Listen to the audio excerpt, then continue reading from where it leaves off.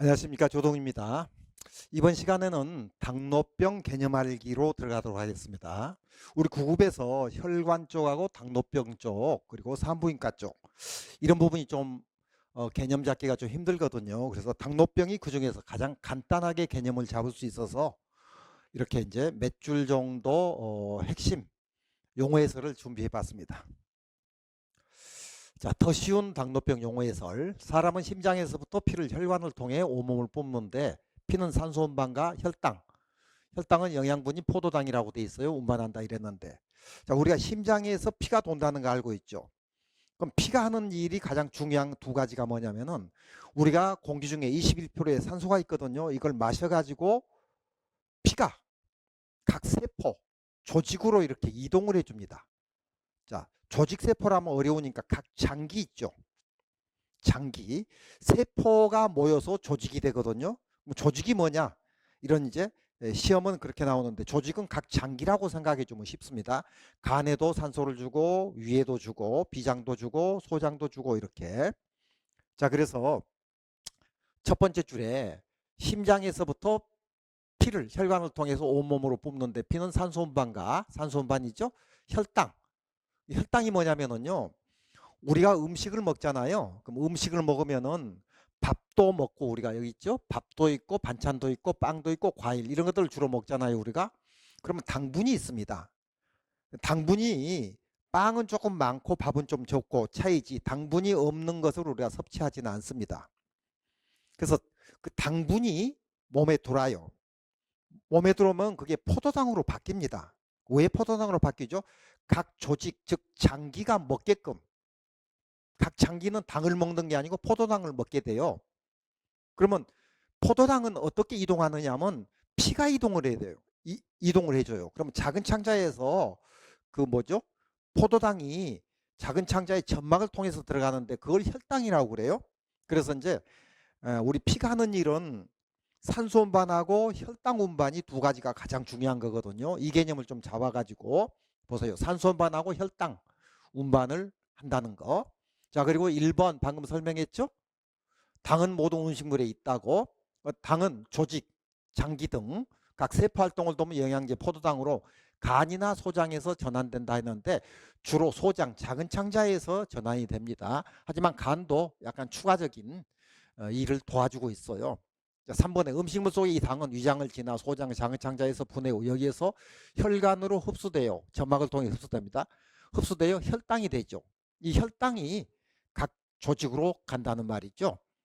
그리고 이제 4번 밑에 5번 있죠. 위장 뒤쪽, 위장 뒤쪽 약간 아래쪽에 췌장이라는 데가 있어요.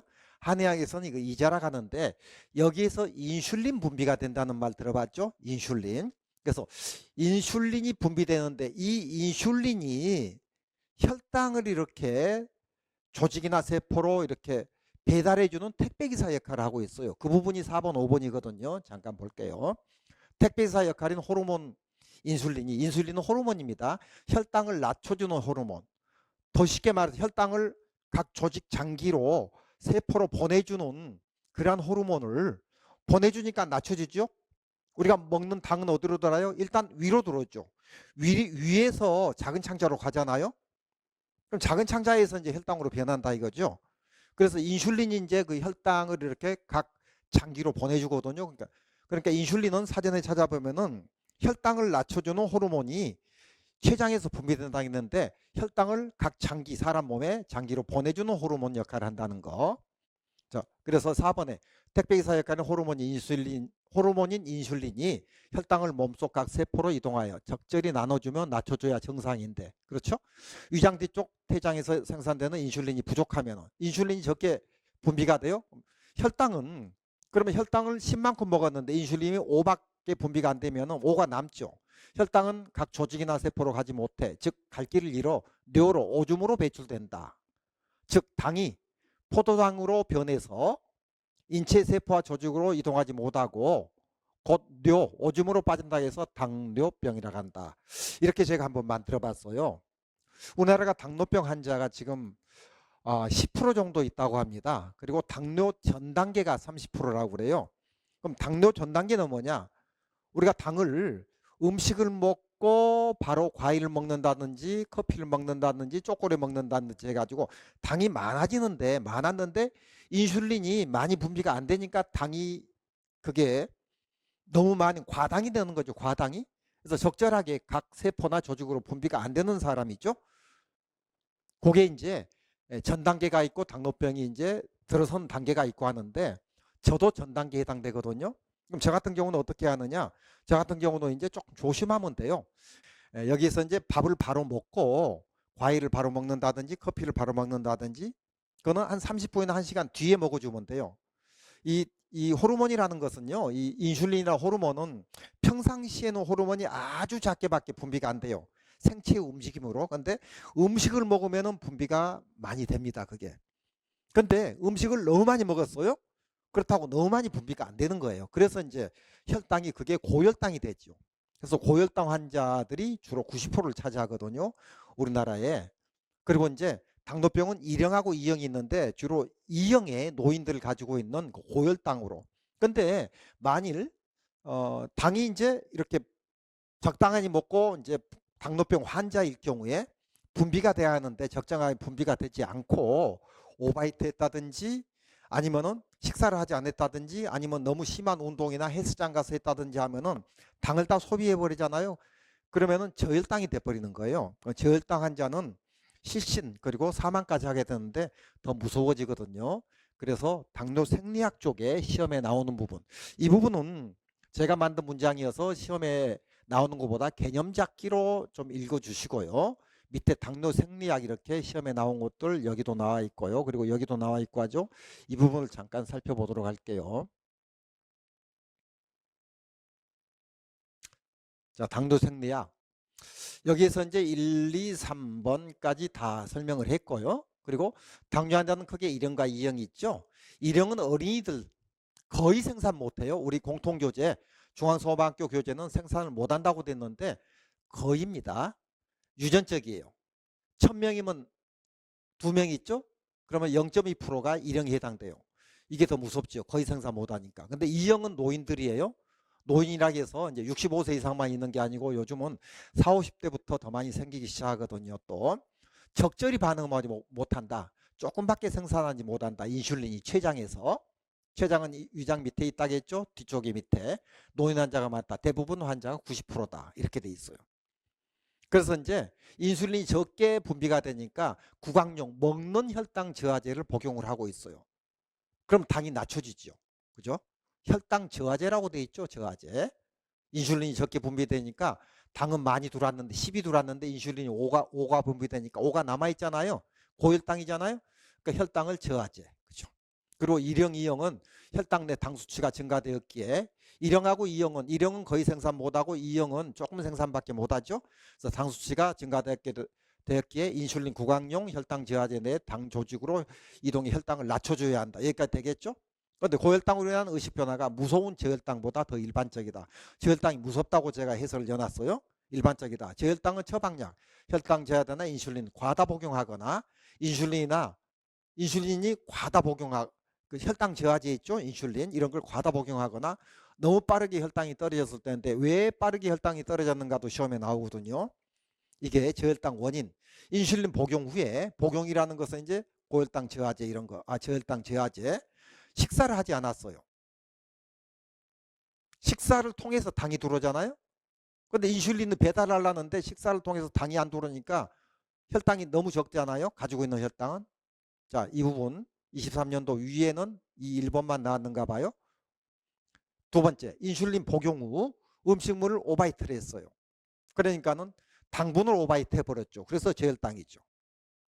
그리고 평소 힘든 운동이나 작업, 헬스장, 근육이 당을 소비해버렸죠. 이렇게 되는 거예요. 자, 그렇게 해서 이쪽에 우리 이제 공통교재에 이런 그림이 있어요. 그림이 이쪽은 정상이고요. 그죠? 위에서 이렇게 정상으로 한번 읽어주시고 이쪽이 1형 당뇨병 소장에서 당으로 분해된다 했죠. 혈류로 들어간 당 조금 또는 전혀 분비 안 되는 이쪽은 조금이라고 돼 있죠. 그래서 거의 분비가 안 되는 거예요. 여기는 이제 노인들 당뇨병 2형 당뇨병인데 90%죠. 여기는 췌장에서 인슐린량이 분비가 저하라고 돼 있죠.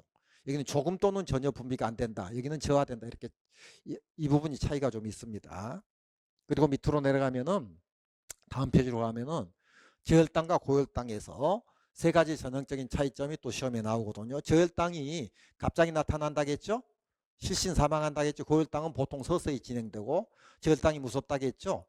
그래서 그 이유 이쪽에 돼 있어요. 그래서 발작, 실신, 사망까지도 합니다.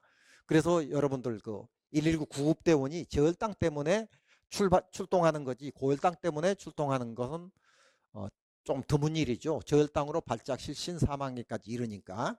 그리고 피부, 고혈당은 이제 붉고 건조한 피부를 갖겠죠. 따뜻하고, 그죠?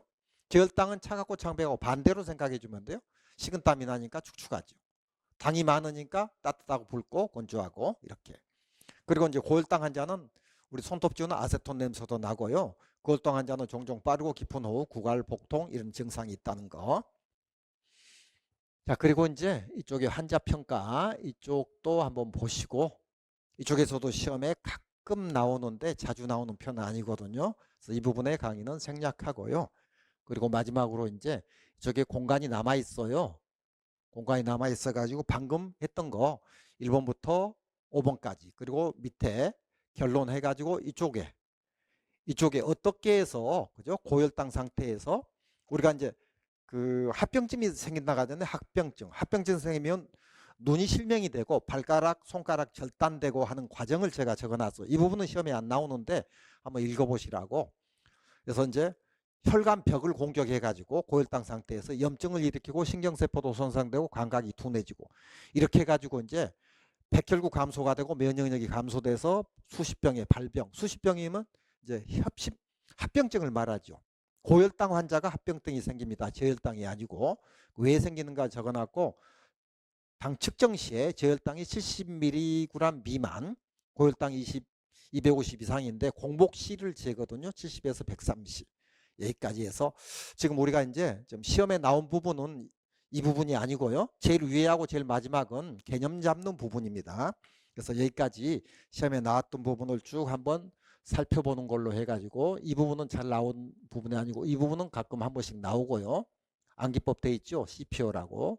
그리고 이 부분에서 꼭 이해를 좀 했으면 좋겠다는 뜻으로 잠깐 한번 살펴봤습니다. 자, 수고했습니다.